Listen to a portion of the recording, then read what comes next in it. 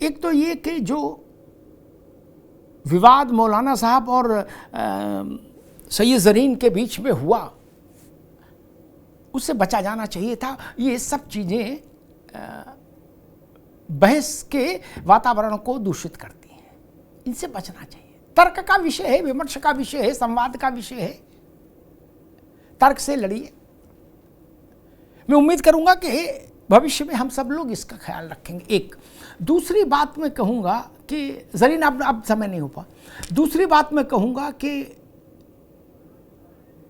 नीति कैसी है और नीयत कैसी है, यह महत्वपूर्ण है किसी भी सरकार के लिए।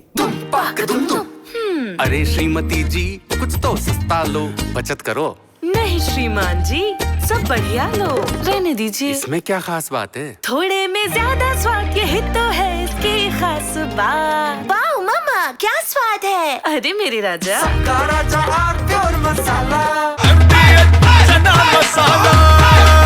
अब छोलिया हो या लोबिया, सफेद चने या काले चने, सब कुछ मजेदार बने। मैं एक उदाहरण देता हूं, अकाट्य उदाहरण, उसकी काट फिर ब्रह्मांड में नहीं। ज़रीन अभी रुकना होगा भाई। पश्चिम बंगाल में जनसंघ से लेके आज तक भाजपा कभी सरकार में नहीं आई, सरकार के आसपास नहीं आई। क्या 2-4 किलोमीटर भी नहीं आई आसपास राज्य की सरकार के। वहां मुसलमानों की सबसे बुरी दशा है हिंदुस्तान में। वहां तो भाजपा कभी नहीं आई, ना आरएसएस वाले आए, ना जनसंघ वाले आए, ना बजरंग दल वाले सरकार में आए। वहां पहले कामरेड रहे, कांग्रेस रही, फिर कामरेड रहे, फिर 15 साल से दीदी हैं। वहां तो हर मुसलमान की थाली में रसमलाई और मटन बिरयानी होनी चाहिए थी, और बुलंद घर होना चाहिए था, लंबी गाड़ी होनी चाहिए थी। नहीं, आजादी अब ज़रीन अब नहीं समय दे पाएंगे, मेरे शो का फॉर्मेट ऐसा भाई।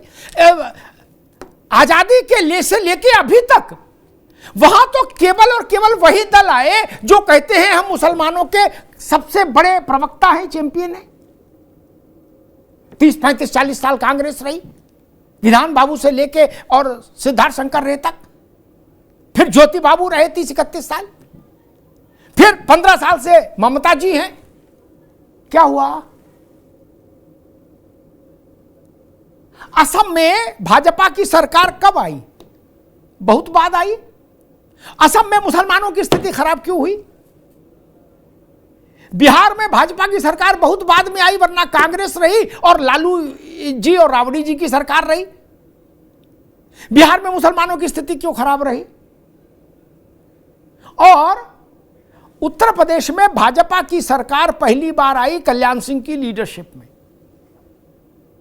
90 के दौर में। उससे पहले उत्तर प्रदेश का मुसलमान गरीब क्यों था, बेरोजगार क्यों था, तबाह क्यों था? उससे पहले तो कांग्रेस की सरकार रही,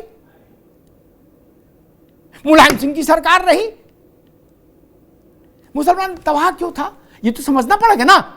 अगर आप लोगों के प्रयास अच्छे होते, सच्चर कमेटी की रिपोर्ट पढ़िए जो मनमोहन सिंह के समय में आई थी। वो रिपोर्ट बताती है कि किस राज्य में मुसलमानों की स्थिति क्या है और वहां कौन लोग शासन कर गए मुसलमानों के नाम पर। मुसलमानों का ताबीज पहनकर मुख्यमंत्री बन गए और मुसलमानों को कुछ दिया नहीं। और दूसरी बात, मुन्ना भाई ने कहा कि मंदिर किसी के बाप का नहीं। हां, मंदिर भी किसी के बाप का नहीं, मस्जिद भी किसी के बाप की नहीं। बाप का कुछ नहीं है, बाप का सिर्फ हमारा शरीर है, बाकी कोई चीज बाप की नहीं है। मुन्ना भाई, ये आपने ठीक कहा, ना मस्जिद ना मंदिर। लेकिन नदवी का न्योता आपको तुरंत समझ में आ जाता है, मदनी का न्योता समझ में आ जाता है। 22 जनवरी को इसलिए नहीं गए थे कि उसमें भाजपा वाले शामिल थे। अच्छा जी, 18 महीने हो गए, और छोड़िए 18 महीने, दिसंबर 1949 जब रामलला का प्राकट्य हुआ जन्म स्थान पर, उस दिन से लेके आज तक मुन्ना खान साहब, आपकी पार्टी की या ज़रीन खान की पार्टी की टॉप लीडरशिप 49 से लेके आज तक रामलला के दर्शन करने का समय नहीं निकाल पाई, 49 से लेके आज तक। और आप कह रहे हो किसी के बाप का नहीं है मंदिर। हां, बाप का नहीं है, वो सबके बाप का मंदिर है। हम लोग परमपिता कहते हैं उनको, पिता नहीं, पिता के पिता, परमपिता। ये सवाल जनता पूछेगी और पूछना भी चाहिए। जमीयत को चाहिए था पारदर्शी व्यवस्था रखती जमीयत। जो लोग भाजपा के लोग जो जीत के आए वो भारत की जनता के वोट से नहीं जीत के आए। इकरा हुसैन जीत कर आई है, वही भारत की जनता से जीत के आई है। इमरान मसूद भारत की जनता के वोट से जीत के आए हैं। और भाजपा से जो एमपी बना है वो भारत की जनता से चुन के नहीं आया क्या? गजब बात है।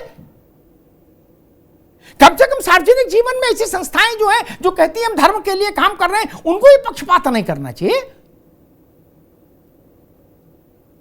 और एक आखिरी बात, मस्जिद में जाना, मंदिर में जाना सबका अधिकार है, कोई किसी को रोक नहीं सकता। जाए तो ठीक, ना जाए तो ठीक। लेकिन चर्चा तब हो जाती है, मान लीजिए कल को भारतीय जनता पार्टी अपने 240 सांसदों को बांके बिहारी के मंदिर में अंदर बैठाल के मीटिंग कर ले कोई है, और कमल का निशान भी ले जाए और झंडा भी ले जाए साथ में, तो मुन्ना खान साहब आपको सबसे पहले आपत्ति होगी क्या? आप सबसे पहले कहोगे कि देश में सेकुलरिज्म की हत्या हो गई अमिताभ जी। तब आप ये तर्क नहीं मानोगे कि मंदिर तो सबका है, उनकी मर्जी, चले गए तो क्या बुराई है? नहीं, इसलिए मैंने कहा नपना एक रखिए, बराबर रखिए। धन्यवाद। अरे श्रीमती जी, कुछ तो सस्ता लो, बचत करो। नहीं श्रीमान जी, सब बढ़िया लो, रहने दीजिए। इसमें क्या खास बात है? थोड़े में ज्यादा स्वाद, यही तो है इसकी खास बात। वाह मामा, क्या स्वाद है। अरे मेरे राजा,